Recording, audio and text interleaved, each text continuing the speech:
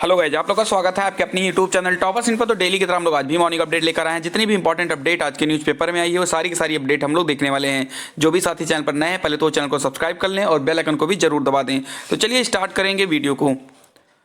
यहाँ पर आप सबसे पहली अपडेट देख सकते हैं। यहाँ पर 15,143 विद्यार्थियों को मिलेगी छात्रवृत्ति। आप लोगों को मैंने कल भी इसके बारे में अपडेट दिया था और आज 2 मार्च को भी आज ये न्यूज आई है। क्या है न्यूज, देखते हैं।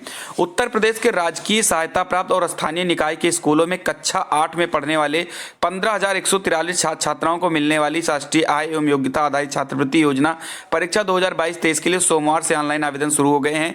निदेशक मनोविज्ञानशाला उषा चंद्रा के अनुसार छात्र छात्राएं वेबसाइट www.intdata.co.in पर 15 मार्च तक आवेदन कर सकते हैं। इसके अंतर्गत देश भर के 1 लाख मेधावियों को कक्षा 9 से 12 तक प्रतिमाह 1,000 या प्रतिवर्ष 12,000 रुपए छात्रवृत्ति सीधे खाते में भेजी जाती है। आप देख सकते हैं कक्षा 8 से 12 तक जितने भी छात्र हैं उन सभी लोगों को यहाँ पर एक महीने में 1,000 रुपए जो है छात्रवृत्ति के रूप में दिया जाता है। यूपी के 15,143 मेधावियों को यह छात्रवृत्ति दी जाती है। हर साल दिसंबर में इसके लिए परीक्षा कराई जाती है, लेकिन इस बार कोरोना के कारण इसमें देरी हुई है। तो आप लोग इसको देख सकते हैं, काफी इंपॉर्टेंट है। आपको अगर इनकी पूरी जानकारी चाहिए तो आप intdata.co.in पर जाकर इनको देख सकते हैं। खास क्या है, इस परीक्षा के लिए किसी प्रकार का कोई शुल्क नहीं लिया जाएगा। आवेदन करने वाले छात्र के अभिभावक की सालाना आय 1.5 लाख से अधिक ना हो। खत्म की अंकों की अनिवार्यता। कोरोना के कारण तमाम स्कूलों में परीक्षा नहीं हो सकी है और छात्र छात्राओं को बिना परीक्षा 8वीं में प्रमोट कर दिया गया है। इसी वजह से इस साल पहली बार शिक्षा मंत्रालय के स्कूल शिक्षा एवं साक्षरता विभाग ने आवेदन करने वाले छात्रों के लिए अंकों की अनिवार्यता समाप्त कर दी है। पूर्व के वर्षों में 7वीं में 55% अंक पाने वाले अनारक्षित व ओबीसी और 50% अंक पाने वाले SC/ST अभ्यर्थी आवेदन कर सकते थे। इस बार 7वीं में प्रोन्नत सभी अभ्यर्थी इसमें आवेदन कर सकते हैं। तो ये एक इंपॉर्टेंट अपडेट है। वहीं पर हम बात कर लेते हैं बीएड तृतीय सेमेस्टर की परीक्षा को लेकर के। लखनऊ विश्वविद्यालय से एक बड़ी अपडेट आई है कि 30 केंद्रों पर होगी बीएड की परीक्षा। लखनऊ विश्वविद्यालय व संयुक्त कॉलेजों में बीएड तीसरे सेमेस्टर की परीक्षाएं 30 केंद्रों पर होगी। यहाँ 62 कॉलेजों की परीक्षा आयोजित की जाएगी। विश्वविद्यालय प्रशासन ने परीक्षा केंद्रों की विस्तृत सूची वेबसाइट पर जारी कर दी है। साथ ही प्रवेश पत्र भी जारी कर दिए गए हैं। इनकी परीक्षाएं 5 मार्च से प्रस्तावित हैं। ठीक है, ये तृतीय सेमेस्टर वाले छात्रों की परीक्षाओं की यहाँ पर पूरी की पूरी सूची जो है जारी कर दी गई है। विश्वविद्यालय से जारी सूची के अनुसार लखनऊ विश्वविद्यालय, DDU girls degree college, AP Sen girls degree college, JNPG यानी यहाँ पर सारे कॉलेज के बारे में दिया गया है। तो आप सभी लोगों के लिए एक इंपॉर्टेंट अपडेट ये है कि आप सभी लोगों की जो परीक्षा है वो 5 मार्च से प्रस्तावित है बीएड थर्ड सेमेस्टर की।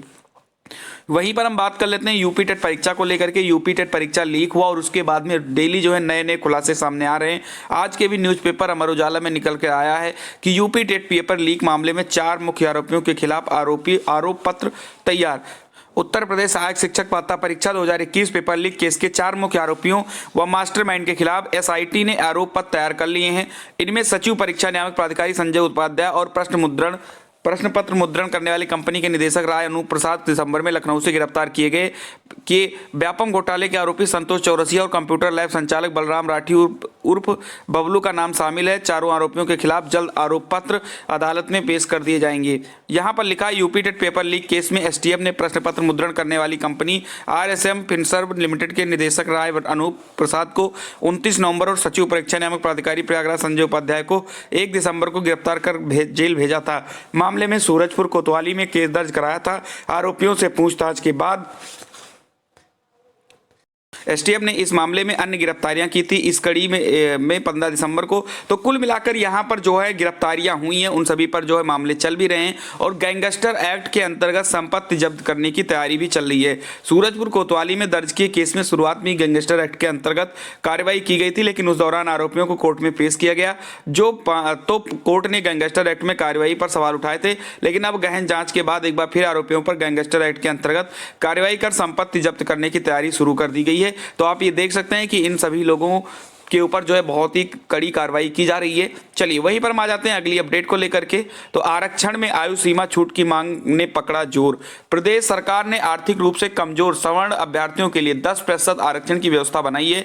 इसमें आयु सीमा छूट शामिल नहीं है। भर्ती परीक्षाओं में हरियाणा, राजस्थान व उत्तराखंड की तर्ज पर आयु सीमा में 5 साल की छूट मांगी जा रही है। 15 मार्च से प्रदेश की नई सरकार की मुखिया को प्रतियोगी ईमेल के जरिए सामूहिक पत्र भेजेंगे। प्रतियोगियों का कहना है कि आयु सीमा में छूट मिलने के बाद ही आर्थिक रूप से कमजोर छात्रों को मिलने वाला 10% आरक्षण जो है वो सार्थक होगा। तो आप यहाँ पर देख सकते हैं, यहाँ पर सारी चीजें बिल्कुल सही तरीके से बताई गई हैं। और जो भी छात्र ईडब्ल्यूएस वाले जो छात्र हैं उन सभी लोगों को छूट मिल जाता है 1-2% का, उनको भर्ती में भी रिलैक्सेशन मिल जाता है। बट यहाँ पर जो 10% जो आरक्षण इनको दिया गया है, इसमें छात्र कह रहे हैं कि जब तक आरक्षण कंप्लीट नहीं होगा, जब तक इन सभी लोगों को उम्र सीमा में छूट नहीं दी जाएगी। जैसे कि आप सभी लोग देखते हैं एससी हो गया, एसटी हो गया, या और भी छात्रों को उनकी सभी चीजों की छूट के साथ साथ उनकी उम्र सीमा में भी छूट दी जाती है। बट जो ईडब्ल्यूएस वाले छात्रों को जो 10% का आरक्षण मिल रहा है, उसमें उम्र सीमा छूट की बात कहीं नहीं की जा रही है। इसी को लेकर के जो छात्र हैं, अब वो जो है 15 तारीख के बाद यानी 15 मार्च से जो है प्रदेश की जो भी नई सरकार आएगी, चाहे योगी जी की दोबारा आए,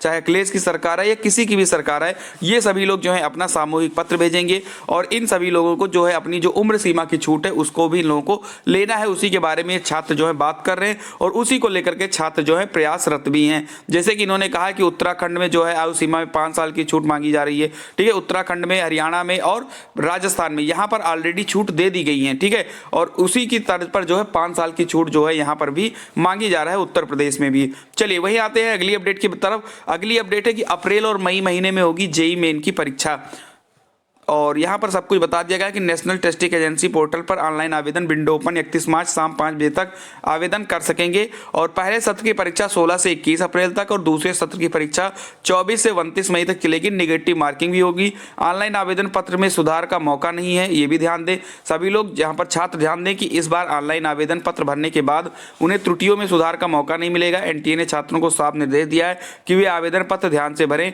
यदि गलती होती है तो वे परीक्षा से वंचित रह जाएंगे। ऑनलाइन आवेदन पत्र आईआईटी, एनआईटी समेत इंजीनियरिंग, आर्किटेक्चर व प्लानिंग कॉलेजों में स्नातक प्रोग्राम के दाखिले के लिए इसी जेईई मेन 2022 की मेरिट से टॉप 2.5 लाख स्कोर वाले छात्र आईआईटी के दाखिले को जेईई एडवांस 2022 के लिए पात्र होंगे। तो यहाँ पर सारी चीज़ें बता दी गई हैं और गलती वगैरह नहीं करनी है। परीक्षा जो है यहाँ पर बता दिया गया है कि 16 से 21 अप्रैल और 14 से 29 मई के बीच में जो है यहाँ पर परीक्षाएं होने वाली है। और कंप्यूटर आधारित और पेन पेपर का भी उपयोग होगा, ये भी यहाँ पर बता दिया गया है कि बीटेक और बीई के लिए गणित, भौतिकी व रसायन शास्त्र विषय के कुल 90 प्रश्नों के लिए कंप्यूटर आधारित परीक्षा होगी। बैचलर ऑफ आर्किटेक्चर, यहाँ पर सारी चीजें बता दी गई हैं, इनको आप स्क्रीनशॉट ले लीजिए और आराम से आप इनको पढ़ सकते हैं। आज से जो है इलाहाबाद विश्वविद्यालय भी खुल रहा है। बहुत दिनों से वहाँ पर ऑनलाइन परीक्षा को लेकर के धरना प्रदर्शन भी चल रहा है और आज विश्वविद्यालय के जब खुलेगा तो परीक्षाओं के निर्णय लेने को भी दबाव होगा कि क्या आप ऑनलाइन परीक्षाएं करवाएंगे या ऑफलाइन परीक्षा होगा। उन सभी पर जो है दबाव बनेगा क्योंकि कम से कम 20-25 दिन से छात्र वहाँ पर धरना दे रहे हैं, भूख हड़ताल कर रहे हैं, सब कुछ कर रहे हैं प्रदर्शन करने की परीक्षा जो है वो ऑनलाइन परीक्षा हो जाए। लेकिन इन लोगों को अभी कोई फर्क नहीं पड़ रहा है। लेकिन आज जो है विश्वविद्यालय खुलेंगे तो छात्र भी ज्यादा आएंगे और जाहिर सी बात है स्टाफ भी इनका पूरा रहेगा, तो वहां पर ये छात्र अपनी मांग को और भी अच्छे से रख सकेंगे। तो ये रही आज की अपडेट। अगर वीडियो आपको अच्छी लगी है तो वीडियो को लाइक कर दीजिए और चैनल पर अगर नए तो चैनल को जरूर सब्सक्राइब करिए। मिलते हैं अगली वीडियो में किसी खास अपडेट के साथ, तब तक के लिए खुश रहिए, मस्त रहिए। जय हिंद, जय भारत।